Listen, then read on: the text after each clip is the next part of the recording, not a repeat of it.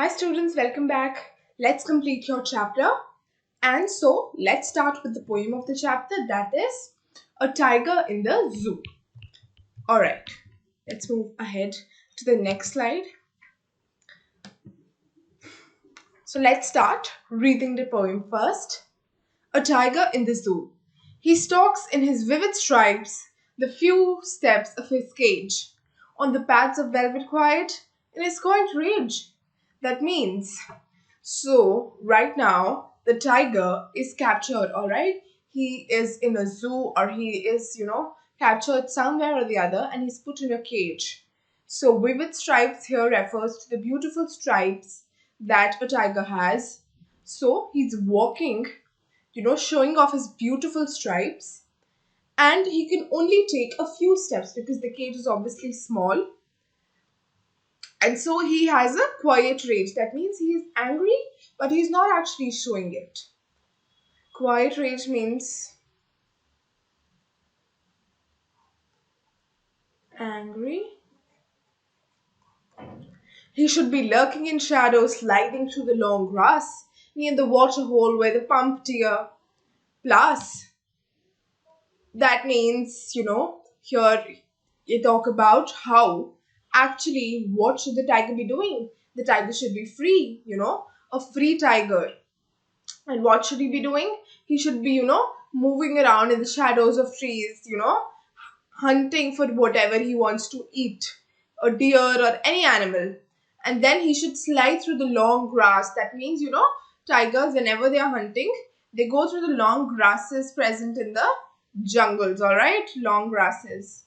And they hide in the long grasses, and as soon as their, sort of their, what do you call it, hunt comes or a prey comes, they come and jump upon it near the water hole where the plump deer plays. That means, the plump deers, all of them, all of the animals come near the water hole to drink water. So the tiger has to be there, and there he can catch his prey. He should be snarling around houses at the jungle's edge, baring his white fanged claws, terrorizing the village. That means, unfortunately, as we discussed in the poem in the first paragraph, he's in a cage. But what should he be doing right now? He should be sort of terrorizing the villages that, are near the jungles.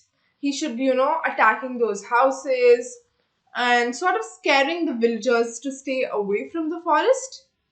But he's locked in a concrete cell, his strength behind bars, stalking the length of his cage, ignoring the visitors. That means, unfortunately, and it's so sad to see, somebody, an animal of such might, so much of power being locked inside a concrete cell.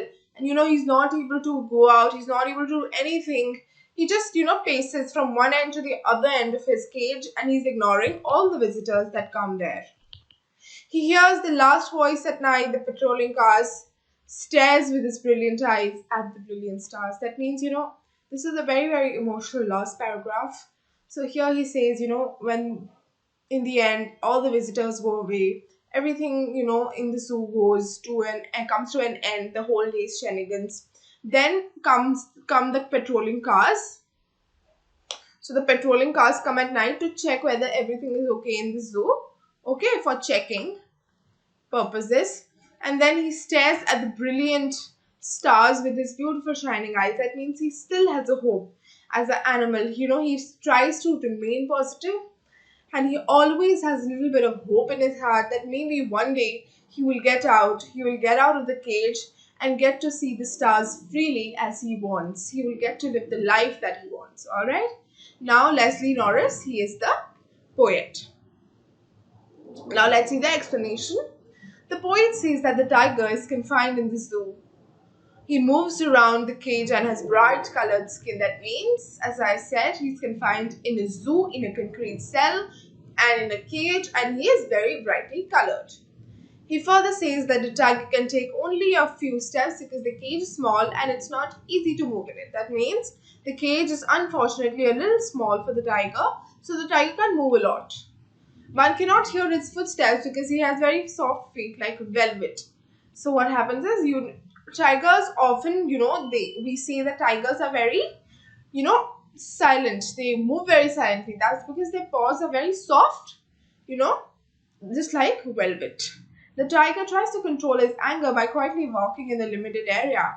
He's angry because he does not have freedom. Alright? Here, the poet wants to say that the actual life of a tiger is to live in the jungle where he could catch his prey and eat it. But the tiger in a cage cannot do so. So here, the poet talks about how, a tiger should be living his real life out there in the jungle, doing everything on his own, catching his own prey, eating his own prey. But unfortunately, here he cannot do it. The poet comes back to the reality of the tiger that is inside a cage. He also goes on to say because the tiger is imprisoned, his ferocity is also imprisoned. This is very important, paraphrase. So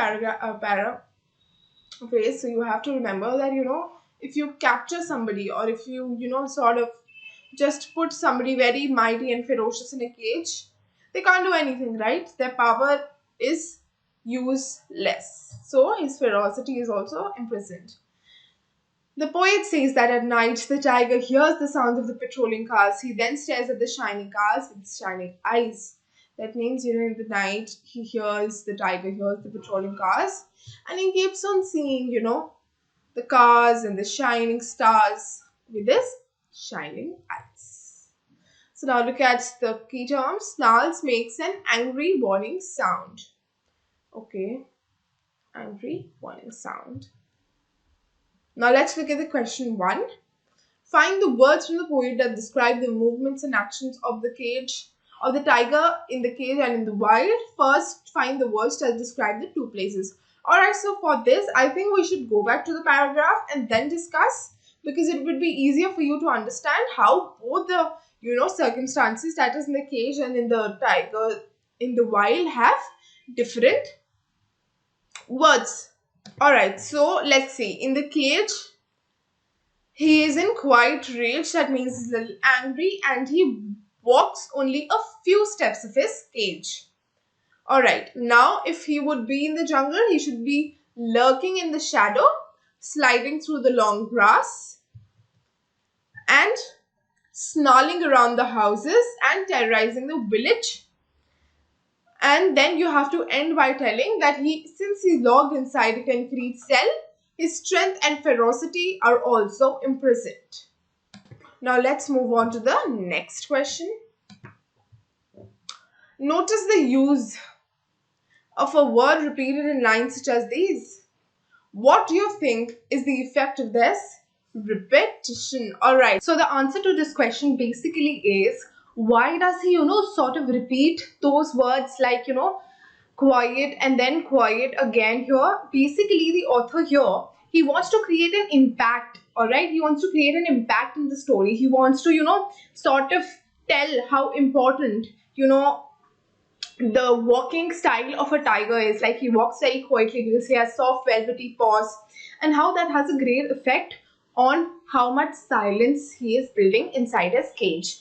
And then, sort of staring at the brilliant eyes with his brilliant eyes with the brilliant stars. This also basically, here also what the author is sort of looking here is to create an impact at how, the stars are very brilliant, the stars are shining, and the tiger sort of has a gleam in his eyes while seeing those brilliant stars, just because of, the hope that one day he might get out and see his, forest and stars freely as a free tiger.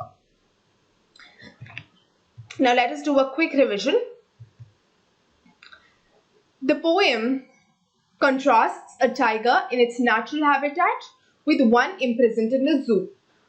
Once on a starry night, the poet sees a tiger in the zoo. The tiger moves slowly up and down in his cage. So yeah, obviously in the poem, as we have already, read, the poet basically compares a tiger that lives outside in the forest freely to a tiger who has been locked up in a cage in a zoo.